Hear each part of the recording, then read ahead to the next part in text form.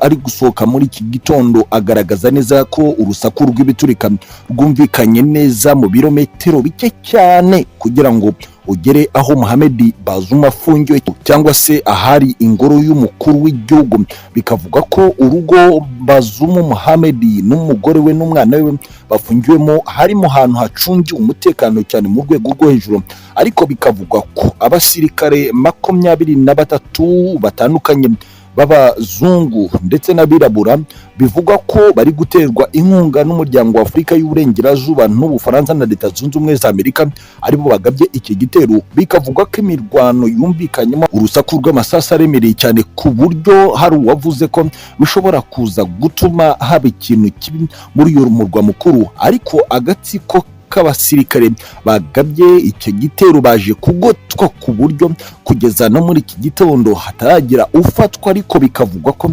urusaku rw'amasasu rwo rwagabanutse. Bikavugwa ko ku rugo rwa perezida wahiritswe ku butegetsi Muhamed Bazoum humvikanye urusaku rw'amasasu, ariko ko bitaratangazwa niba hari uwaguye muri iyo mirwano yabaye igihe gito, kuko yamaze hafi amasaha ari hagati y'abiri n'atatu nkuko imboni z'ibitangazamakuru ziriyo zikomeza kubitangaza. Gusa ugendeye ku makuru ari guturuka imurwa mukuru wa Niger, abarwanyi b'abacancuro b'Abarusiya ba WEG na PMC baje gukoma mu nkokora ibyo bitero, kandi bikavugwa ko abari kuzamura urusaku rw'ibiturika noneho batandukanye n'inyeshyamba, ahubwo ari bamwe mu baturuka mu muryango umwe na Muhamed Bazoum bari bari mu gisirikare bakoze ibisa no kwigaragambya kugira ngo herekwe amahanga ko no mu gisirikare hamaze gucikamo ibice. Bikavuga ko aba basirikare bamwe bari guterwa inkunga n'Abafaransa basanzwe kuri ubutaka, nk'uko amakuru y'imboni y'ikinyamakuru Russia Independent akomeza kubivuga. Bikavuga ko abagaragaye muri ako gatsinda k'abasirikare bashaka ko Muhamed Bazoum agaruka ku butegetsi ari bamwe mu basirikare b'Abafaransa bari bamaze igihe n'ubundi mu mashuri ya gisirikare muri Niger batanga amasomo, nk'uko ubutasi bw'igisirikare cya Niger bukomeza kubivuga. Gusa bikaba bivugwa ko mu gihe bashobora kuza gufatwamo bake, bishobora kuza kumenyekana impamvu y'ibikorwa byabo cyangwa se ikindi cyari cyo cyose. Gusa bikavugwa ko bashobora no kuza kudafatwa kuko aho barasiye bitandukanye, naho ngo ku munsi w'ejo abo muri bo bagaragaye bivuga ko bishobora kuba hari indake banyuzemo kugira ngo bagere muri ako gace barasiyemo, ari nayo mpamvu nta wigeze afatwa, kuko bishoboka kuba batangiye gusubizwa n'ingabo za Niger n'abasirikare ba WEG bagahita banyura mu ndake bagasubira iyo baturutse, ku buryo ari amayeri akomeye cyane. Gusa bigahita bihuzwa nuko zimwe mu ngo z'abanyamahanga by'umwihariko Abafaransa na Leta Zunze Ubumwe za Amerika arizo zumvikanyemo urusaku rw'abarasaga berekanaga ko bakeneye ko Muhamed Bazoum asubizwa ku butegetsi, nk'uko urusaku rwabo rwakomeje kumvikana ubw'amasasu aremereye yumvikanaga ko bavuga ati dukeneye Muhamed Bazoum watowe na rubanda akasubira ku butegetsi, demokarasi igakomeza guhabwa intebe kuri ubutaka bwa Niger bitandukanye n'agatsinda k'abasirikare bamwe batumva ibintu kimwe n'abaturage bose bakashaba bashaka kubayoboza inkoni y'icyuma. Aya magambo kandi yatumye umuvugizi w'igisirikare cya Niger Amazu Abdulrahman ajya kuri televiziyo y'igihugu avuga ko umutekano ugomba gukazwa, kandi ko n'abakeneye kwigumura ku butegetsi buriho uyu munsi bakwiye kuba basaba uruhushya bagasohoka mu gihugu kugira ngo batazanira igihugu cyose akaga gakomeye. Naho ku rundi ruhande ambasaderi mushya wa Leta Zunze Ubumwe za Amerika muri Niger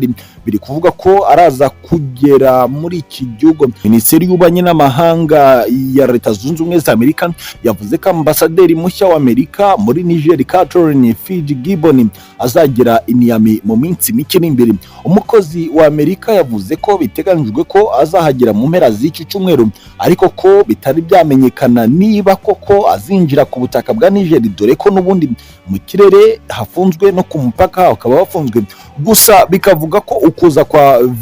Gibbon ni ikimenyetso cy'uko Washington ikomeje kugira uruhare muri iki kibazo cya Niamey muri Niger, nk'uko umuvugizi wungirije wa Minisiteri y'Ububanyi n'Amahanga y'icyo gihugu Veda Patrani yabitangarije abanyamakuru. Yongeyeho ko nta gahunda afite yo kugeza ibyangombwa bye ku bayobozi bakoze kudeta bakuriwe na General Abdurrahman Chaini, kandi ko bidakeneye ko imirimo ikorerwa muri ambasade muri Niger ibigaragaza ko Leta Zunze Ubumwe za Amerika bigiye kuba ishyize imirimo ya ambasade ya Amerika muri Niger mu bihugu byegeranye n'iki gihugu, ibizakomeza umugambi wo gushaka kurebana ayingwe hagati ya Amerika n'abahiritse ubutegetsi nk'uko amakuru aturuka muri iki gihugu bivuga. Ariko kandi nubwo bimeze gutyo, urusaku rw'imbunda nini zumvikanye, ambasaderi mushya wa Amerika nawe akaba ari mu nzira kugira ngo akomeze ibintu. Hari n'ibindi bintu biri kuvuga ku mugabane wa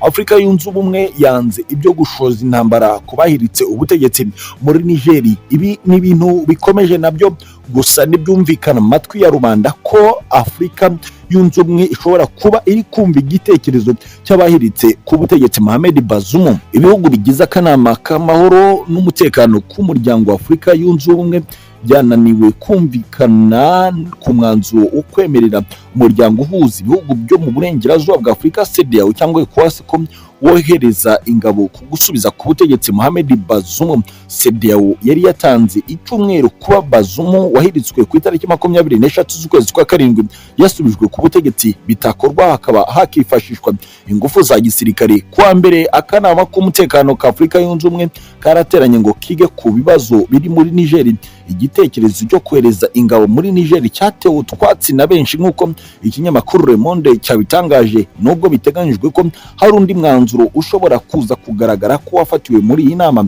Muri iyi nama kandi yamaze amasaha 10 yasojwe hemejwe ko ibyo gukoresha ingufu za gisirikare muri Niger bitarimo kuko bihabanye n'uburyo bw'umuryango wa Afurika yunze ubumwe mu gukemura amakimbirane. Icyakora mu bihano bishobora guhabwa Niger harimo kuyihagarika mu miryango yose n'inzego z'umuryango wa Afurika yunze ubumwe kugeza igihe ibyayo bisubiriye ku murongo. Kohereza ingabo muri Niger, Afurika yunze ubumwe ivuga ko bishobora kurushaho guteza ibibazo bikomeye, amaraso y'abaturage akamenekera bikomeye, mu gihe kugeza ubu nta muntu n'umwe uragwa muri iri hirikwa ry'ubutegetsi rimaze ibyumweru bitatu ribaye, keretse inyeshyamba zisa n'izishaka kugendera ku matwara ya kisilamu zigaba ibitero ku ngabo za leta. Uyu mwanzuro nuramuka utangajwe uraba uhabanye n'ibyifuzo bya bimwe mu bihugu bigize CEDEAO ndetse n'iby'Uburayi na Leta Zunze Ubumwe za Amerika byari byashyigikiye ko hoherezwa ingabo zo gusubiza ku butegetsi Muhamed Bazoum. Umuyobozi wa Komisiyo ya Afurika yunze ubumwe Musa Faki Mahamat nawe yari yatangaje ko ashyigikiye iryo yoherezwa ry'ingabo. Icyakora ikinyamakuru Le Monde gifite nuko atabanje kubishakaho inama n'izindi nzego za Afurika yunze ubumwe, by'umwihariko akanama gashinzwe umutekano n'amahoro ari nako gashinzwe imyanzuro ijyanye no gukemura amakimbirane. Amakuru y'ingenzi ava ku butaka bwa Niamey akagaragaza ko abahiritse ku butegetsi Muhamed Bazoum bagihagaze ku ijambo ry'uko uyu mugabo agomba kugezwa imbere y'ubutabera aho kugira ngo asubizwe intebe isumba izindi muri iki